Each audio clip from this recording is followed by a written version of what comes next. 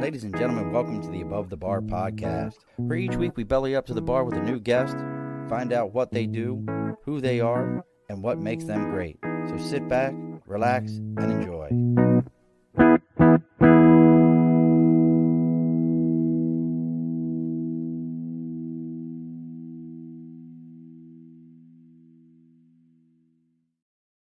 Alrighty, folks, welcome back to the Above the Bar podcast. It's your host, Sean. We're bellying up to the bar tonight to talk about one of my favorite things, which is a chance to laugh, guffaw, ha ha ha, any of those. I thought I actually had a laugh track. I guess I don't. I thought I had a laugh track. Let me see if I. Nope, I don't have a laugh track. I do have a bunch of other tracks, but I don't have a laugh one. That's funny to me. That's weird. Of all the things I got on here, but we're going to talk about all those things. And joining us with us tonight is a stand-up comedy entrepreneur, a entertainment spirit, a lover of all things wild and entertainment, a different card out of the deck. Look, Steven, none of this shit is written down. I just come up with it. All those different joining us from parts unknown, but at least it looks sunny wherever he's at. We have Mr. Steven Harrison.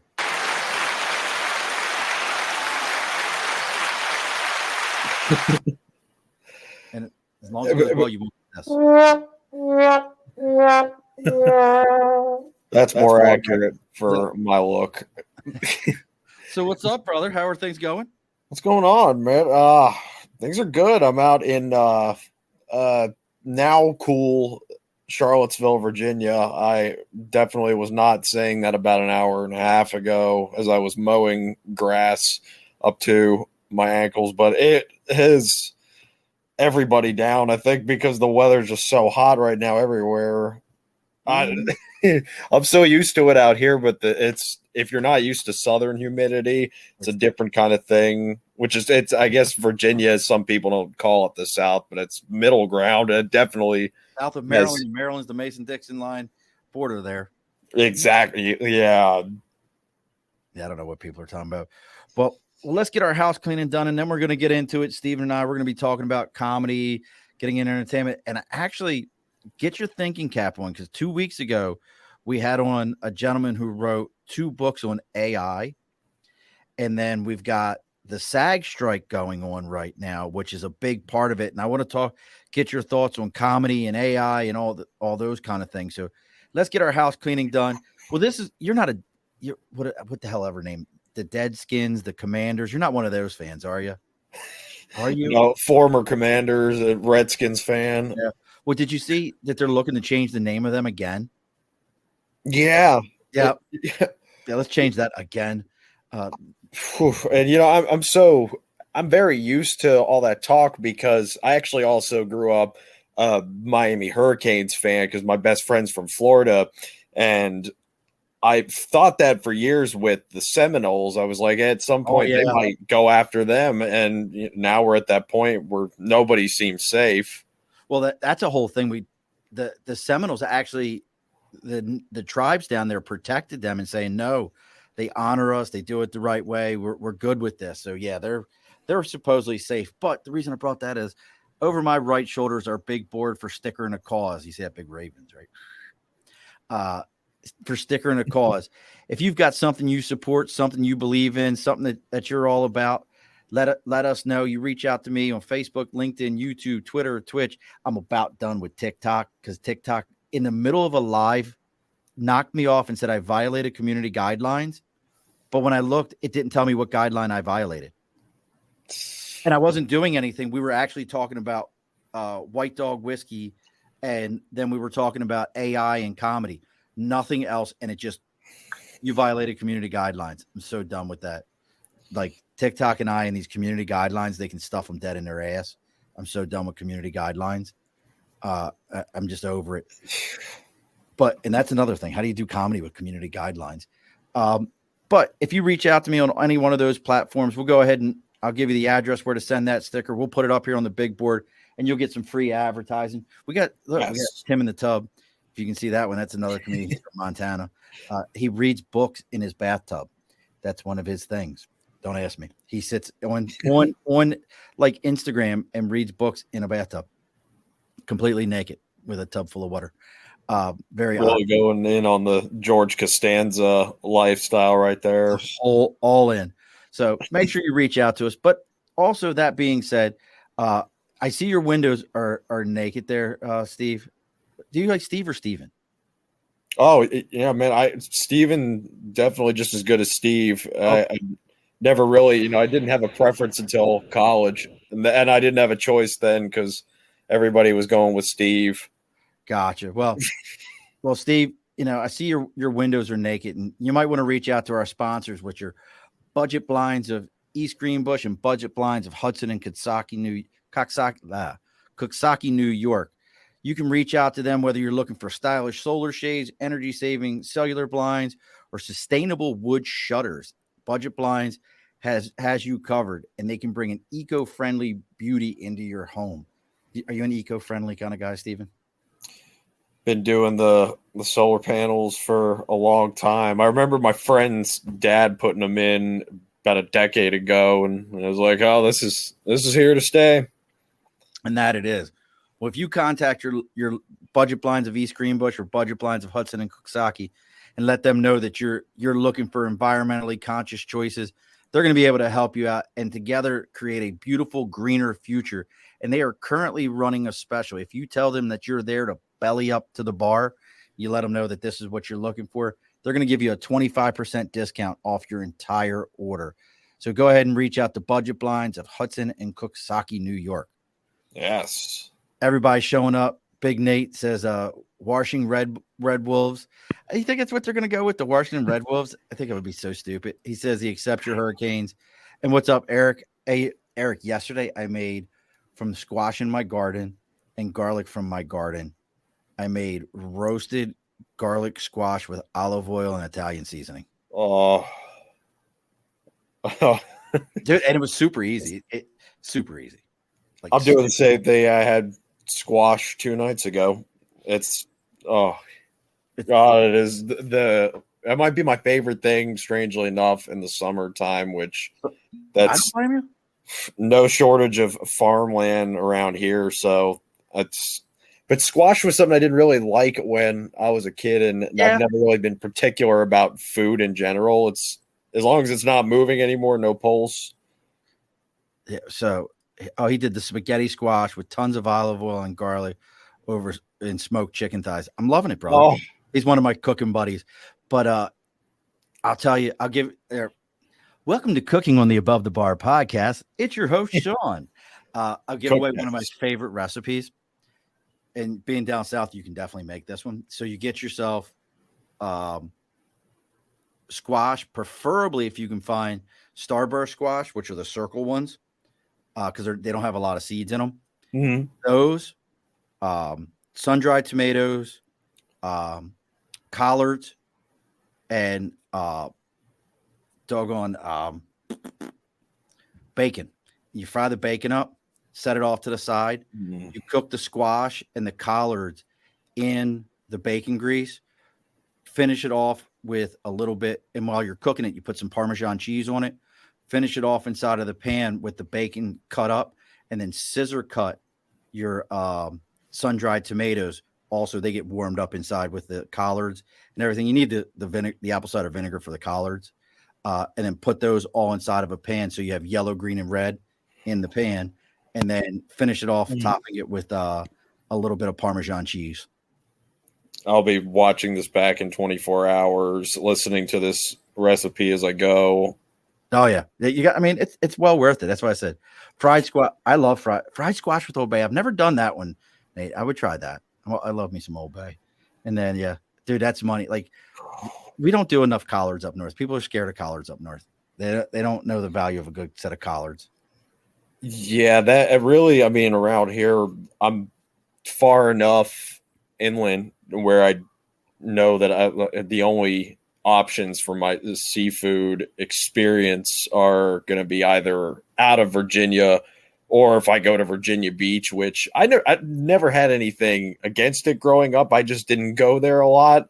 I grew up going down to Myrtle Beach because my parents met when they went to South Carolina to, down in Columbia, and I would always just try different stuff out. And I had cousins in Boston, so I got to go do their seafood market too. And just, I'm very blessed to have been able to go to all these places because I did a lot of traveling when I was younger and try these foods. But the South is really, I mean, in every place, I think you have to go and, learn about it locally, but every place is going to have its mark somehow. Yeah. Albany is tiny hot dogs. These little tiny hot dogs on little tiny buns with like with a meat sauce on them. And then collar, absolutely. We were in the Cape last week. I know you were in Maine, and we were in the Cape all last week, and everybody thinks they got the best lobster roll. And that's for another show, we'll have to talk about lobster roll, butter or mayonnaise. That's a whole thing right there. But let's get into what we really wanted to talk about, which was, so you do this whole comedy thing, guffaw, make people laugh. So you think you're a funny man. But you do, Steve. How long you've been doing comedy? I started, I guess I would have to mention all the people that I was influenced by, but that'd take too long. And so I don't think I ever I loved playing music as a kid because I started playing a bunch of different stuff when I was 5 years old. And I noticed that I could make people laugh at a fairly young age, not long after that.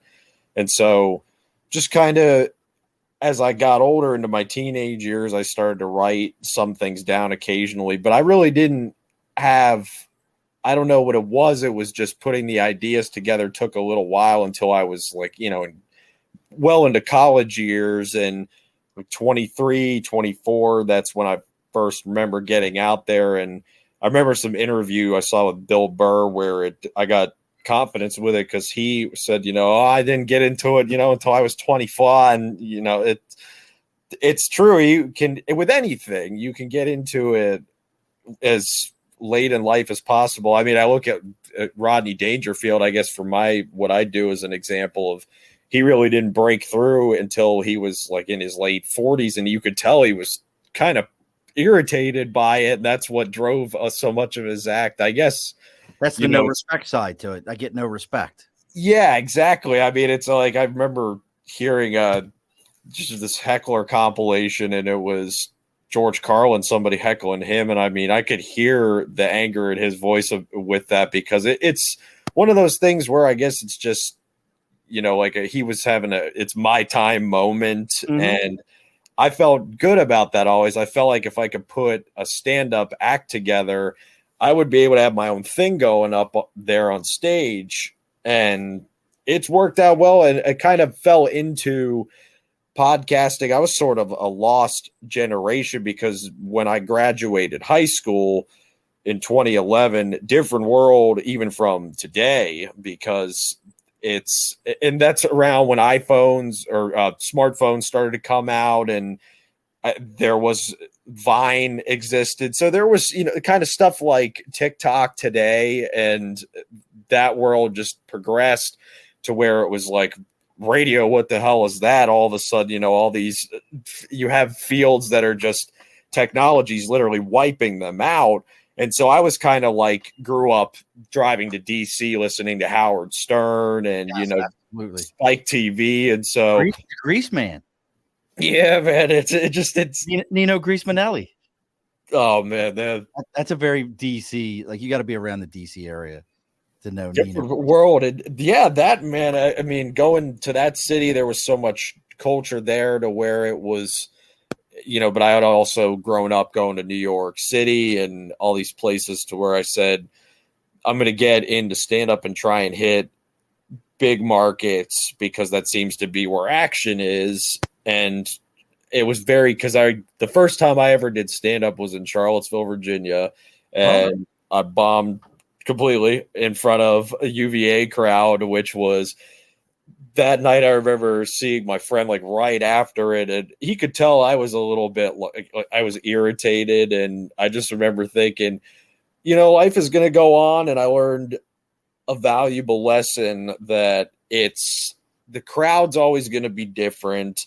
But if you're up there and you're comfortable with yourself, that's something that's going to make the crowd comfortable. And I know I'm not the first comic, especially on a podcast, who said that, comedy 101 advice, but it's true that you find your place. And I guess I always just had, I don't know what it is, but my brain can hold facts like crazy. Like I can tell you every Super Bowl winner ever and that kind of stuff. And just that's where podcasting came in, is I started to get into these ideas of like, I'd like to have this person on and this person, whether a musician or commentators, comics, activists, or religious. I'll have the Jesus freaks, the Jehovah's, whoever. Love them.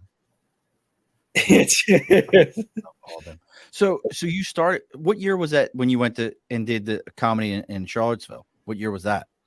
That was 2017, and then I started Wildcard Arts and Entertainment. It's just natural. I figured people would call Wildcard Entertainment for short, but that's my company that I established to have so I can host events myself with, if I wanted to do a festival, I could just have it through me do.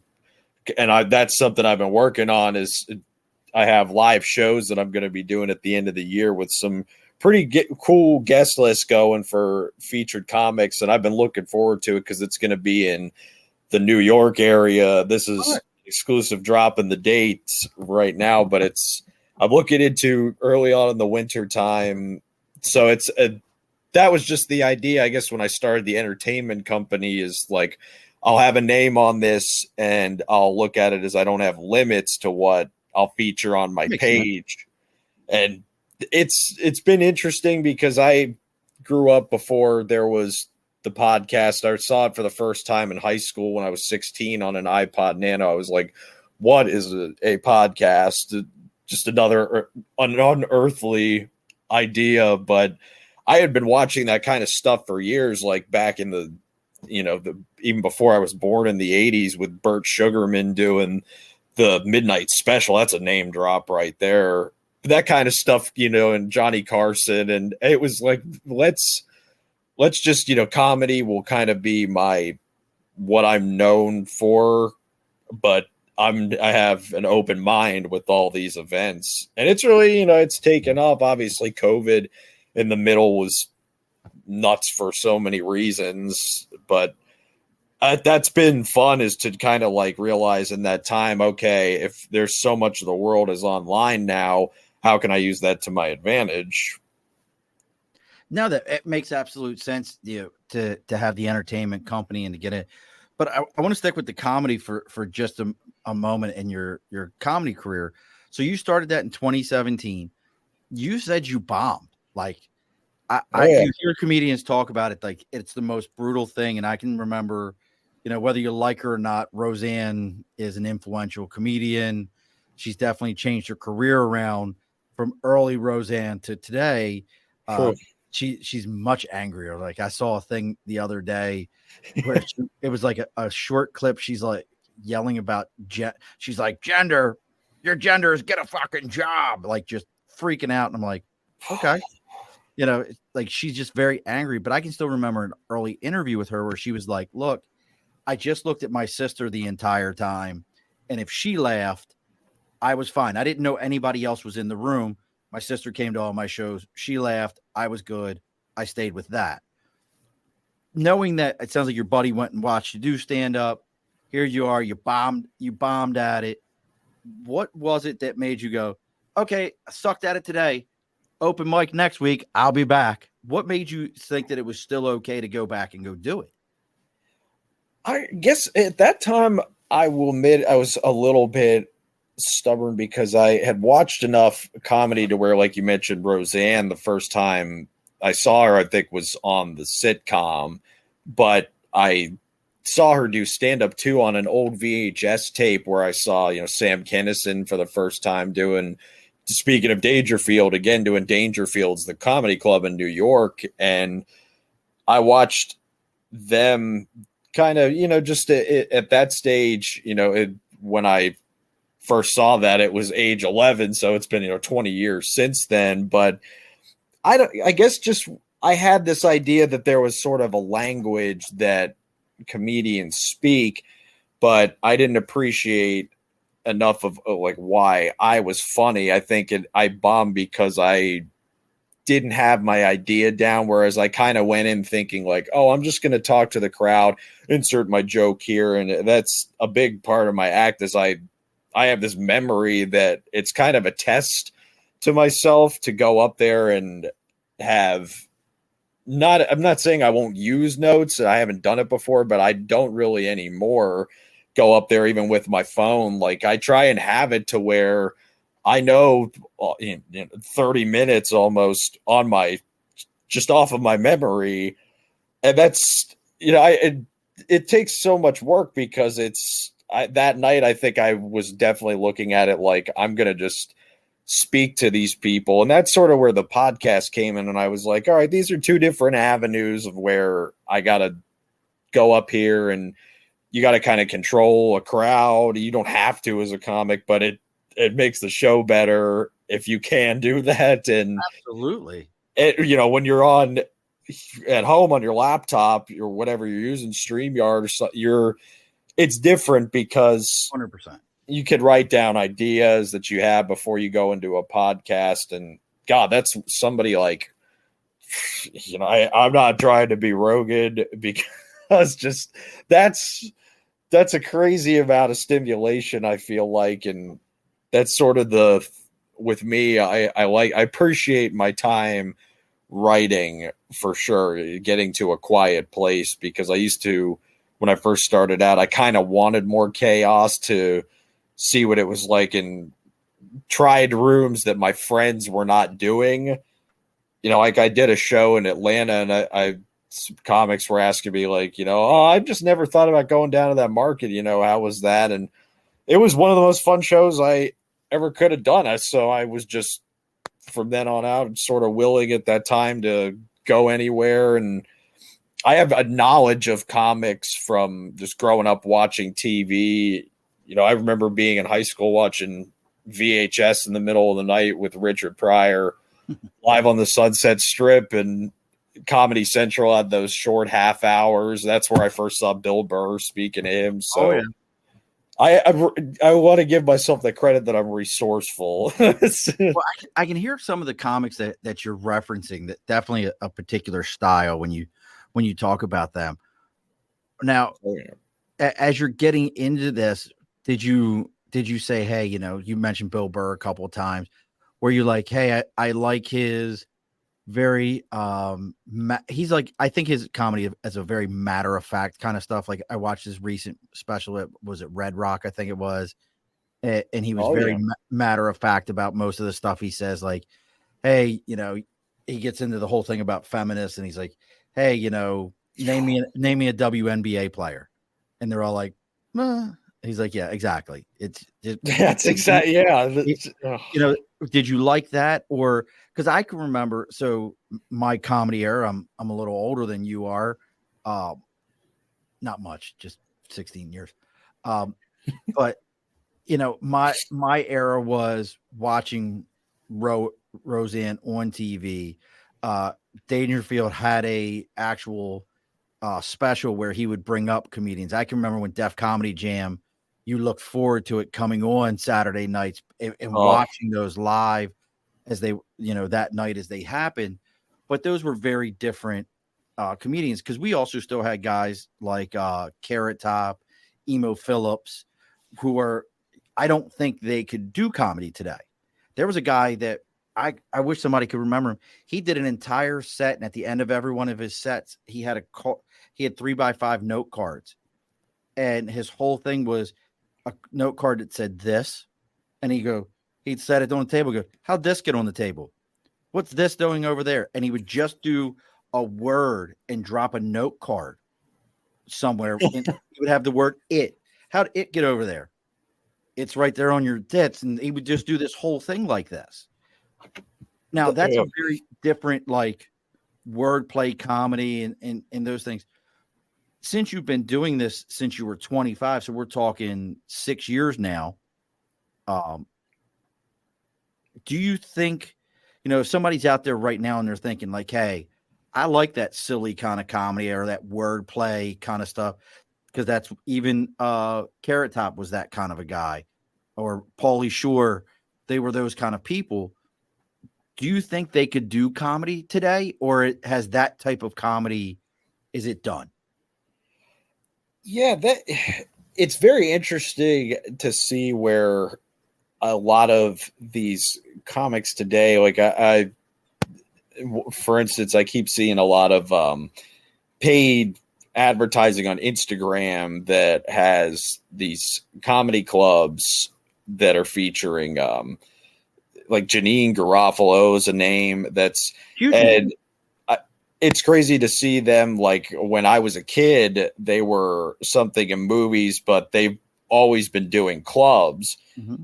and keeping their, and I guess that's just what was so fascinating about the 90s to me was really that was the last time I think where cable television was just dominating everything into the 2000s, but that was also a time where there were comedians who were sort of like that was a time where the world was definitely changing because there were shows like In Living Color, and I think that Pauly Shore kind of he played it right being on MTV and getting his name Oh yeah. out the way he did, but it's like with Carrot Top, I guess I've always looked at him as sort of him and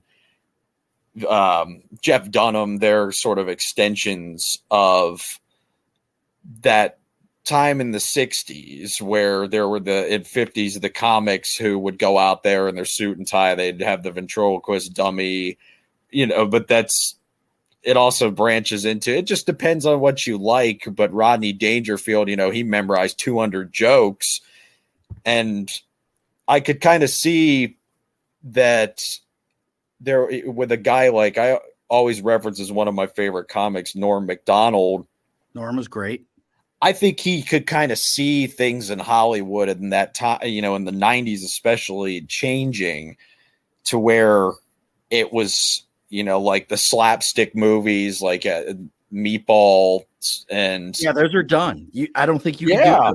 Like, and I loved all the meatballs and the Porkies, yeah, Cannonball Run, uh, National Lampoons, yeah. National Lampoon. Like, Mm.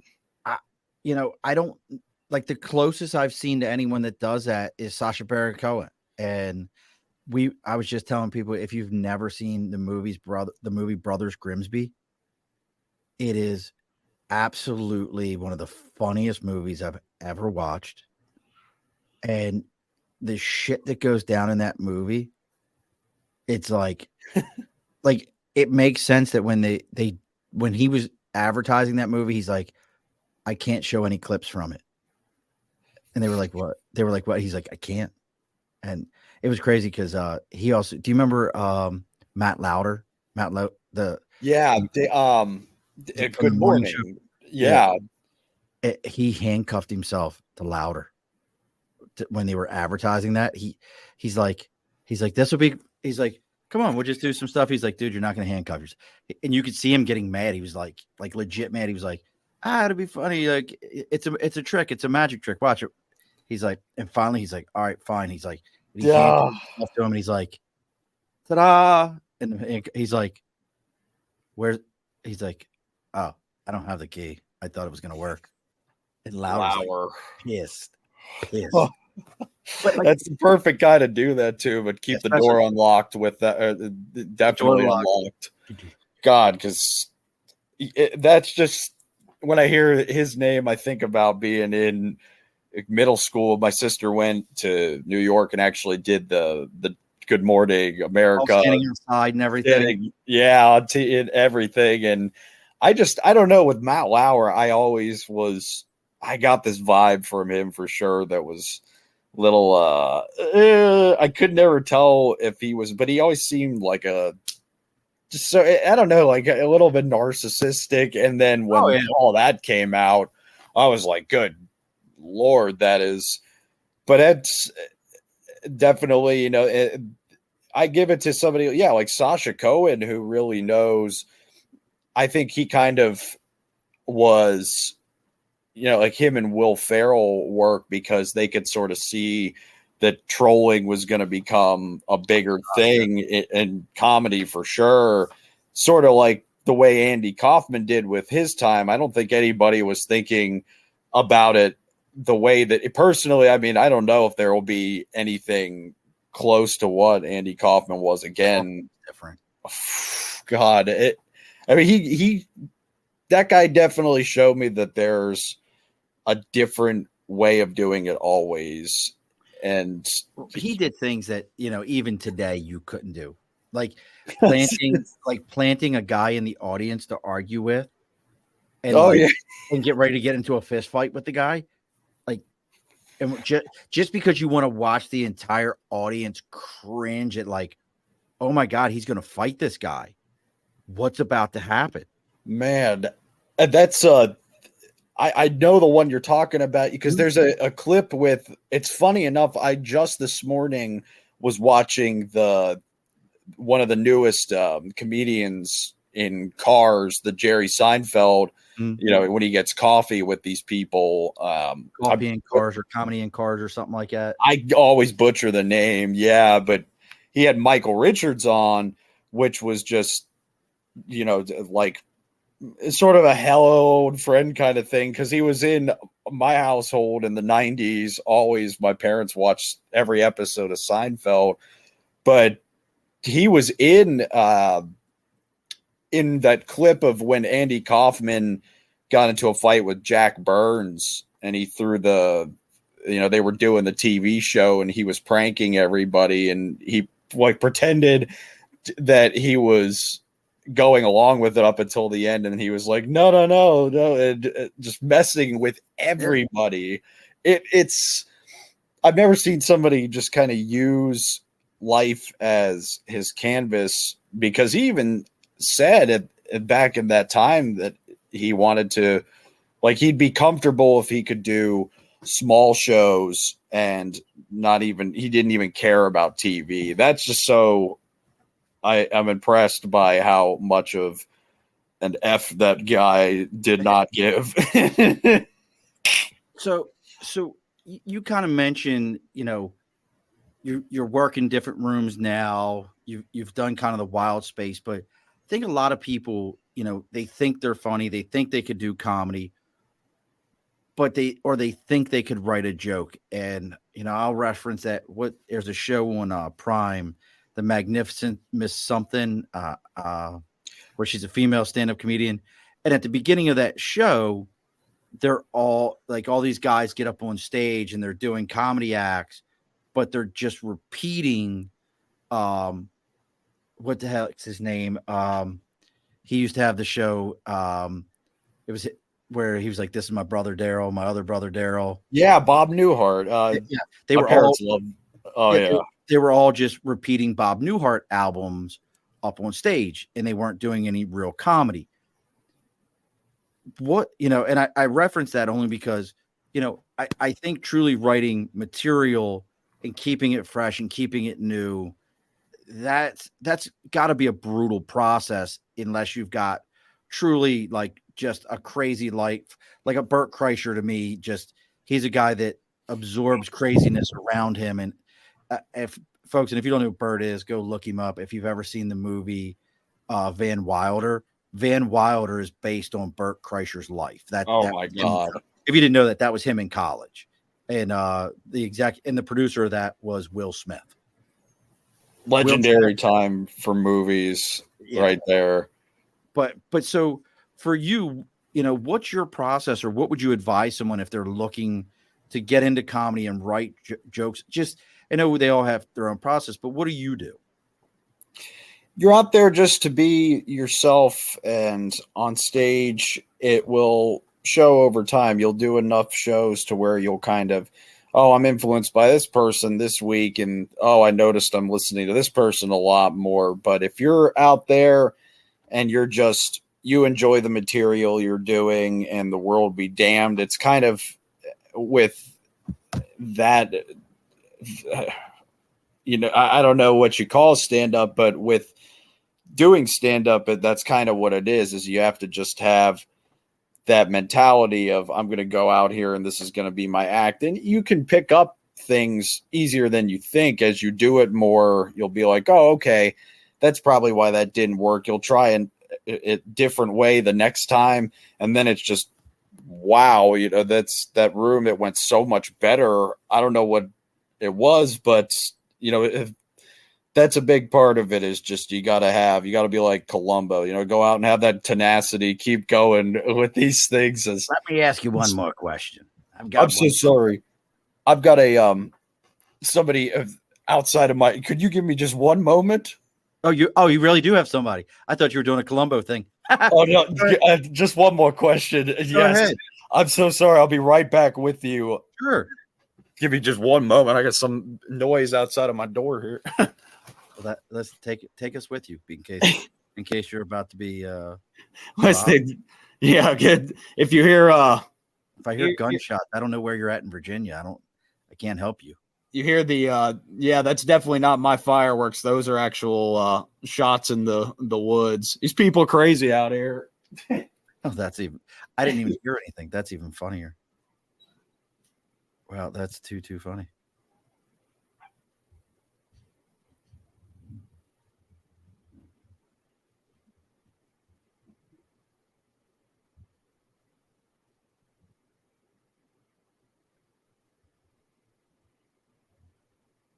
So this is dead air right now, folks. So we're waiting for Steve to come back. And in the meantime, if you're still hanging out with us as we're waiting on Steve to come back, we're talking about stand-up comedy. Probably the next question I'm going to have for him is I'm very curious of his feelings on AI with the whole entire deal with SAG right now, the strike that's going on. What is his vibe on, how AI is going to affect comedy?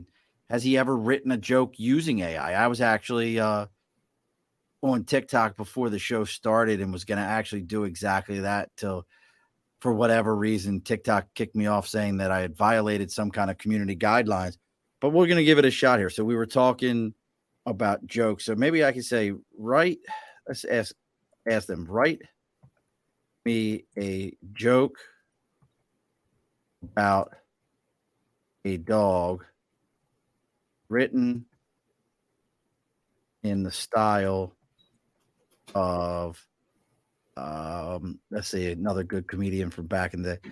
So in the style, we'll do in the style of Bob Newhart. Let's see how that works out. See what AI tells us. My apologies. About 50% of the time it's fireworks. The other 50% you got all the people in the woods doing whatever they're doing.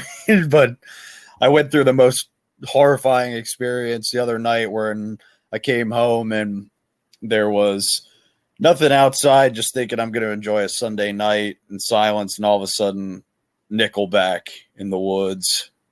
And just blaring through the woods, huh? that horror movie that they call 2002 rock and roll. See, I don't understand where that whole Nickelback thing comes from, right? Yeah. That was a stand-up comedian that made a joke and the video went viral and everybody kind of jumped onto it. I love me some Nickelback. I don't give a shit. But that poor band, man. That brings up a question though. I got a question for you. So the SAG strike that's going on. One of the big things in the SAG strike right now is they want protection against AI, the ability to either use their likenesses or, if, writing done through AI. What is your feelings as a comedian? Have you ever tried to feed information into AI and say, hey, write me a joke and see what it did? I've never been, maybe it's just my technology other than like playing with amps. Maybe I'm old fashioned now. I don't know what it is. I just never really been into technology like that, but enough of my friends, they told me about that stuff before that strike happened. And it's interesting because I'm dating an actress who was kind of caught up in the middle of all this stuff. And we've never really, as far as she goes, she's like me, where it's just, I've never been interested in just anything more than the old fashioned, let me see if I can write out a 10-minute set here.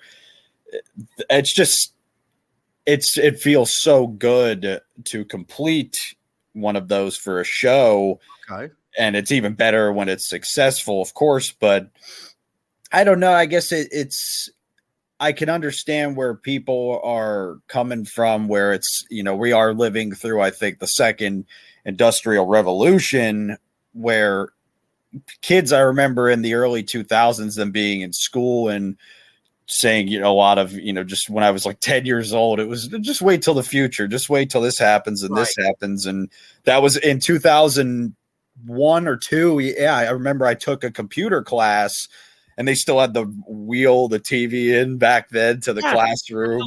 100%. Oh, brother, it's so interesting to see where this is. I don't know where it's going, but I understand it at the same time. Will it hurt this industry more than it will help these people? I'm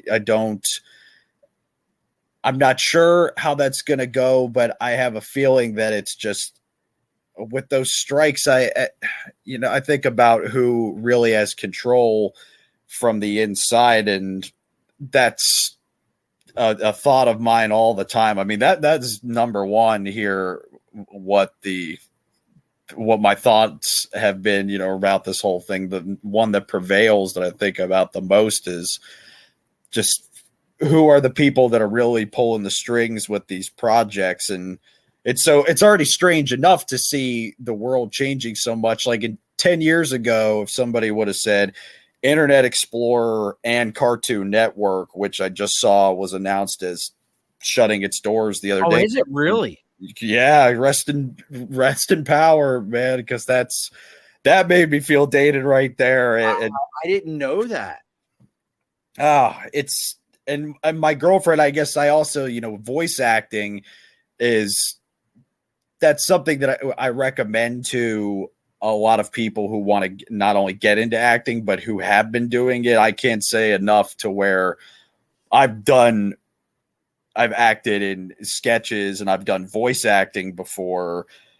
And that's something to where people would be surprised how many actors are making a living off of voiceovers. And that's kind of me. I guess it's just, I've already seen one industry die that I was a part of with radio. So I'm trying to be optimistic and say, hey, get out there, still work on your act like if you show up and you're showing people that, hey, I do this for free, they're going to notice that, and that'll hopefully benefit you later in life. But don't let this strike get in the way of keep writing. But if you're not getting paid for it, look, there's so many celebs who have their jobs on the side. Like with my girlfriend, that's what she's doing, is voice acting outside of just trying to book acting gigs.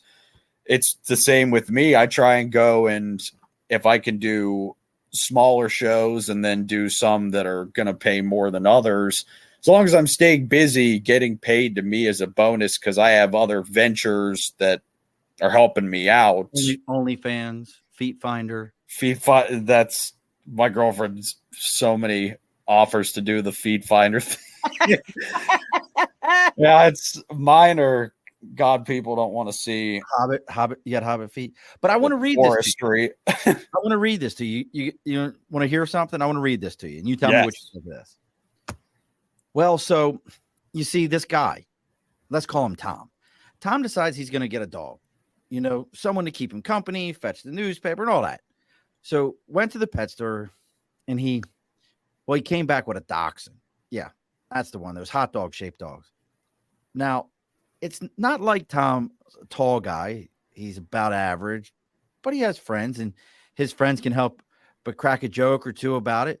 So one day his friend Jack says to him, Tom, why in the world would you choose a dog that's about a foot long and a few inches tall? Tom, with a plain yet slightly confused look on his face, said, well, Jack, I just figured I'm in a one-story house, you see. The way I figured, I need a dog that's low to the ground in case he drops something. He doesn't have too far to bend down to pick it up. And besides, he adds, looking at the dachshund, I just didn't want to get a dog that's taller than me when it stands on its hind legs. It's bad enough losing to you at poker, Jack. I didn't need to lose face-off challenges at home too. Now you laughed at that, brother. While you were off checking if there was a serial killer at your door, I typed into Chat GPT 4.0, write me a joke about a dog in Bob Newhart style. That's what that was just now. I love that kind of. I guess maybe that's my elementary brain that loves to do that kind of stuff with the internet just for fun. Because I sort of have dated to where I was there for the very beginning when they introduced the Arnold Schwarzenegger soundboard. But I pay attention to it, and that's where I'm so impressed with, like we mentioned Norm Macdonald earlier. I saw this clip of it was both Bert Kreischer and Doug Stanhope have talked about it before, but what they loved about Norm was just that he would go out there and he would do things obviously differently, but he opened up a pretty good sized club one time by just doing a knock knock joke. And you got to love that commitment of it's so, what that it's hard to have an ego as a comic.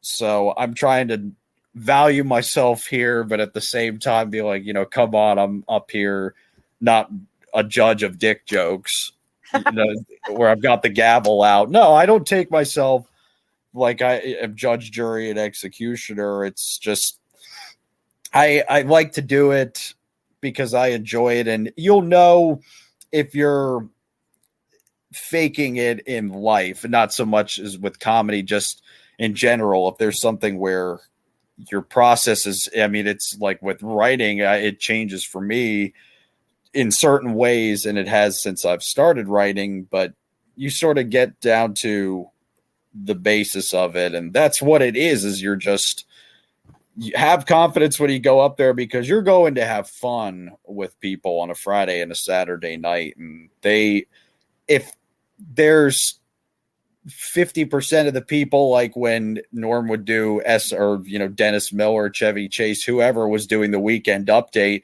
they said the best feeling, all of them have said in interviews, the best feeling they had was when 50% of the crowd would go, oh, and then the other 50 would be laughing their ass off at it. that shock factor. Absolutely. And we got to close the bar up here soon.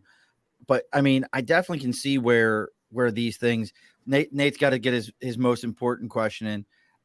Do you have a go-to favorite food for after a show? Like, here's my question. I'm going to add to Nate's question. Ooh. What is your bomb? Like I had a bad show meal. And what is your, I just killed it meal? What are they? Are they different?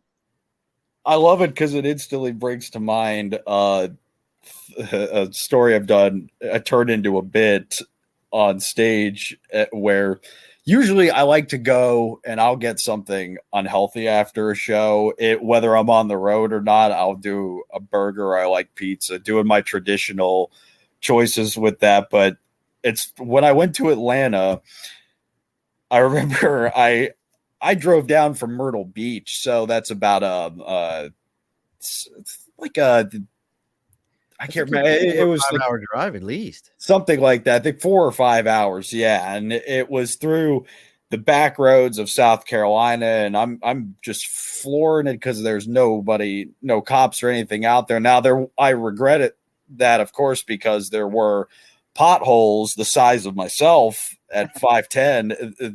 It was just, and all of a sudden you're on I-20 and you're going towards Atlanta and Georgia. So I got to my hotel, I threw the bags down, and I had a good time. And I recorded that set that night. It's at this club called Laughing Skull. And I finished up, and I remember that was where I got my intro to hard southern rain, because it rained from right after I got out of my show to when I left Atlanta, and it didn't stop until I was in North Carolina the next day in Asheville. But I still remember it was a Tuesday night. So it occurred to me as I'm driving through this rain, I'm like, wait a minute, it's 11 o'clock at night. Who's even open for food right now? So I got back close to my hotel, and there was a gas station of where I just broke down at that point because every grocery store was closed, to where I went, I'm just going to get the cheap food tonight. And, I'll get my compliment. I'm supposed to get a complimentary breakfast the next day. So I walk into this gas station, and there's actually a Chinese restaurant in there. So I don't know how to feel about it, because I'm like, the delivery driver just ran and pumped gas, and all of a sudden he's got the orange chicken he's pulling out of the, and I still remember I got a shrimp sandwich, and I brought it back to my hotel, and I was happy going to bed, because I was like, okay, I'll have some food that I can just grab for lunch, and it'll be a quick morning. Right. I have to be out of the hotel, but I still wanted to go down and get my eggs and bacon in the morning. And I went to the hotel breakfast, and I still remember there was this. It was a black gentleman. It was probably like in his 50s, something like that, who was in the hotel kitchen, and it was just us two. And we're going to. I'm thinking, like, I'm getting the perfect hangover food, and I see him walk in at the same time as me, and all there is plain Cheerios and dry white toast. And he just looked at me, and we both just let out a belly laugh, lit up the whole.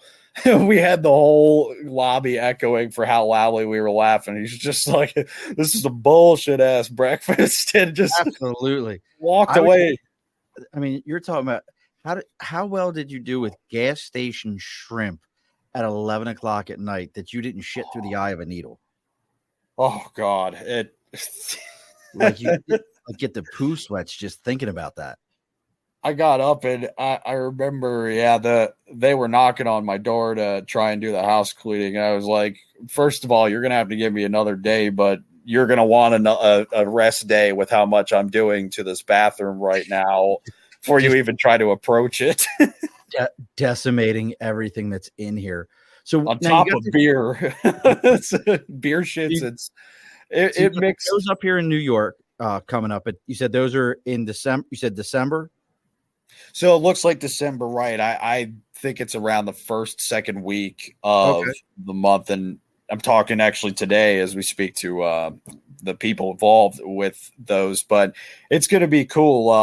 I've got a couple comedians that I know who are in that, like in New Jersey or New York, who just offered to headline these things. Some of them are connected like to the Gas Digital Network, which has, a bunch of comics who have been on Joe Rogan, and guys who are connected to Howard Stern, so it's going to be entertaining, and looking to host it in, if it all goes well, it's going down in Brooklyn at a new club. So that's just why I can't really plug a location yet, is because the doors have not opened. Makes perfect sense. What else you got going on? If somebody wants to see you, Steve, they wanted to catch you. Obviously, you've got the Wild Card Entertainment on Instagram. You have the Wild Card Comedy on Instagram. Where else can they find you and connect with you? Right, which is, if you like comedy sketches, I have those on my YouTube at the same name, at Wildcard ENT. It's just the only difference with Instagram is it's actually entertainment is spelled out, but that's the tag at WC Entertainment online.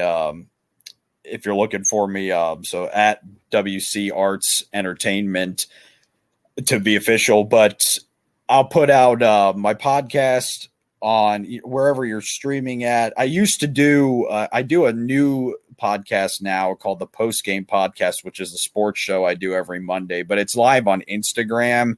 It was live on YouTube at one point, but now I do it live there every week. And I've already done like 12 episodes of something like that are on Spotify or wherever you get podcasts. And there's also my main show called The Lights Go Down podcast, which is at LGD podcast. And I'm doing stand-up this summer coming up. There's going to be, I was planning to be on a trip with my girlfriend originally this year going to Colorado at this time in August, but now that's a bit scratched for the moment. So I'm doing, there's going to be dates in DC coming up. I'm going to be there next week, actually. It's this thing called Double X Comedy, and there will be that's hosted at, I always get the name. It's a coffee shop show, which I'm looking forward to, and taking my girlfriend up to up north. I'm going to show her New Jersey and New York. I'm going to try and do a set in Philadelphia coming up, and there will be one in Baltimore as well. Wear your bulletproof vests, both places. Yes, but when you go to Baltimore, it's make sure there's parking in a well-lit area, because it's where I grew up, man. That's my stomping grounds. Be walking to Zissimo's is the club that I'm supposed to spend a weekend up there. There's a festival I'm doing called the Ellicott City Festival. It's pronounced Ellicott City. Is it Ellicott City? It's just pronounced Ellicott City, not Ellicott. It looks like it should be Ellicott, but it's just pronounced Ellicott City. Yeah, like Chevrolet. I remember my dad correcting me as a kid on that, and he's like, "No, it's the T is and the E are silent." It's just Ellicott City, or the T is silent, I should say. But that I'm supposed to be there coming up in August, and as long as that's still going down, I can't. I want to say August 24th. That'll be, but I'm butchering dates right now. I will be. Zissimo's is the other place I'll be at, which you might have heard of. Bar that has a comedy club at the top of it called the Lou Costello Room, because he used to perform there. Oh, that's cool. I didn't know that. And I'm looking forward to it. Yeah, that was the first time my my girlfriend had been up to Maryland, and she got to see me perform there at Zissimo's. And it's a great room. I'm telling you, it's a lot of fun to go and do these. But yeah, and then these shows coming up at the end of the year are going to be featuring me as the host, and then there will be an opener and the main performer. I'm excited. I haven't been to New York in so many years, and Philadelphia, actually. Yeah, I hadn't gone to that since I was 13 up until this summer. So it's needless to say, different world up there, but I'm looking forward to it. And check out new podcast every Monday at 4 p.m. I'm live on Instagram at LOTP Pod Official, and at LGD Podcast, dropping episodes every month. Just trying to stay as busy as possible with this cluttered head of mine. Well, that's awesome. Again, folks, go check out everything for Wild Card Comedy, Wild Card Entertainment, Wild Card ENT. And as I tell everyone, if you're finding Steve through us or us through Steve, take a moment, give those podcasts that 5-star rating. I know it sounds cliche. I know you're like, hey, my kids shows on their things, like, follow, and share. Well, guess what? We appreciate when you do those like, follow, and shares. It means something. It's how the algorithms work. It's how we find each other. You know, if you go look, I follow his YouTube page. He follows my YouTube page. Just those little kind of things. Those numbers go up. We all find each other that way. The algorithms, you know, I'm currently listening to the book Scythe, because I listen to books when I'm writing. So the thunder mind or thunder brain or whatever it is, because it's not the cloud, it's the thunder mind in there, because the AI has become conscious. It's actually very good. Scythe, I highly recommend it. Yes. So my kid turned me on that. I made him listen to Dune and Dune Messiah. I made him listen to 60s sci-fi, so he hooked me up with a much more modern sci-fi. So make sure you giving those likes, follows, 5 stars. If you've got those stickers, make sure, again, reach out to us: Facebook, LinkedIn, YouTube, Twitter, Twitch, TikTok, Instagram, everything is the Above the Bar podcast. As always, I didn't get to do it towards the beginning of the show. Thank you to our whiskey sponsor. That's New Scotland Spirits. I am enjoying. Do you know what a White Dog whiskey is? Do you know what White Dog is? White Dog. No, I'm going to educate you. So this is a quick education, because normally we're almost done here. So whiskey actually is only got the color that it has and aged in a barrel because of the fact that we used to ship barrels. You might get a pickle barrel out of, Maryland. We're talking about Maryland. We maybe get a pickle barrel out of Maryland going to Kentucky. And when the barrel would get to Kentucky, they needed to reuse it to put the whiskey in, but you can't put the whiskey in there because it's got all this pickle flavor in it.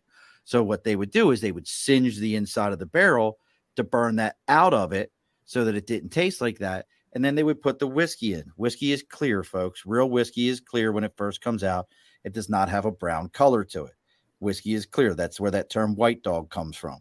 This would get then poured into the barrel. And by the time it got back from Kentucky and got back to the East Coast, it had absorbed out of the wood and the charring and all those things. The flavoring went into it. And now it was Kentucky bourbon or Kentucky whiskey or whatever it was, Tennessee whiskey. So we have 68 whiskey from New Scotland Spirits with us today. And the term 68 whiskey is because our friend over there, Jesse, he was in the Army. I can't save them all. We can't all be Marines like me. But Jesse was in the Army, and 68 whiskey is the nomenclature for an Army medic. So this will cure you. So make sure you go out and get you some Helderberg whiskey. Did you know any of that, Steve, or did I just blow your mind? The mind has been blown. As somebody grew up 40 minutes away from the politician Denver Riggleman in Virginia, who he has a distillery actually at. This area is definitely wine country, but I love hearing about these different whiskeys out there. And there's people who do whiskey, who do podcasts about these things. I feel like that could be something you'd nail. They're all over that stuff. And then get ready, folks. We've got another great show next Wednesday, 8 p.m. Eastern Standard Time. But I also want to talk about what we've got coming up. We've got a new special. We don't know how many episodes we're going to do them on Saturday. We have, starting on August 5th, we have Second Front Entertainment presents After the Lights Go Out. This is going to be a show talking with athletes, professionals that have reached the highest peak of whatever they do, whatever their sport is. But now they no longer can do it for whatever reason. They've retired from it. It's not available to them anymore, whether it be just retirement or injury, whatever the case may be. They don't do it anymore. And what was that transition like? We've all seen the where are they nows and all that, but this is more focused on, hey, what was this like? And we're also not just having the athletes, spouses. So their first episode is going to be Marquise Ogden, who played for the Baltimore Ravens, brother of Hall of Famer Jonathan Ogden. And we're going to have, and Nate, you'll have to fix me with her name. She's a sweetheart. I love talking to her online. Imira, I-M-A-R-A, Imira. She'll correct me because I'm horrible with names. Lewis, who is Jermaine Lewis's wife, former Baltimore Ravens return man and wide receiver from the Super Bowl champion Baltimore Ravens. Oh, absolute beast. Remember at one point in time, it was Jermaine, Jamal, and Ray Lewis all on the same team. That that brings me back. I think about they played that ad for, I don't know if you would even remember the Lewis ad. Yeah. But yeah, there was that one. And then there was a restaurant called Awful Arthur's that played that kick return in the Super Bowl against the Giants of his. Yep. Every day you'd see it come on. And I was into the Ravens winning because it was good for the area that I grew up in, Virginia, Maryland, and the Redskins were never DMV. Yeah, exactly. Yeah, the DMV, Maryland, Virginia, the DMV. Got it. And rest in peace, Dan Snyder. Your career. I certainly hope that the door hits you in the ass as hard as it could. It won't bother him because it's all padded with billions of dollars. Remember, that man got paid. That man got paid so much money. That's a whole nother conversation in of itself. But make sure you join us Saturday, August 5th, 8 p.m. Eastern Standard Time for that show, folks. You'll be able to join us live, ask questions, be involved. So now don't log off on me, Steve, right afterwards. We got to talk for a minute. But as we do on every one of these shows, the guest always gets the final word. So what's your final word for us, Steve? Go out there, and you might not be the Steve, but it is because I am the Steve. Just be yourself. Go and enjoy every era has something good about it that you appreciate even more after it's behind you. And enjoy the present. Work on yourself every day. Don't be afraid to take risks. And I speak to comics when I say that. I speak to anybody, sports fans, actual athletes, whoever. If you're a preacher, if you're just somebody who's a gravedigger, I don't care what you're doing. Get up and believe in your cause, whatever is keeping you going, because that's what life is all about. And I definitely am happy that I love to plug good alcohol out there, but I'm getting into close to my 21st month of no drinking, which is crazy. So I definitely want people to, if they're going to be enjoying themselves on August 5th, do not drink and drive, even if you are celebrating the shit out of Jake Paul losing to Nate Diaz. I hope you guys are enjoying yourselves as you tune into these podcasts at a later time. This has been man, I've had such a friggin' good time tonight. We will do it again. Sounds like a plan to me. All righty, folks, be sure to push your stool in. This has been a Second Front podcast presentation found on Apple, Spotify, and wherever podcasts can be found.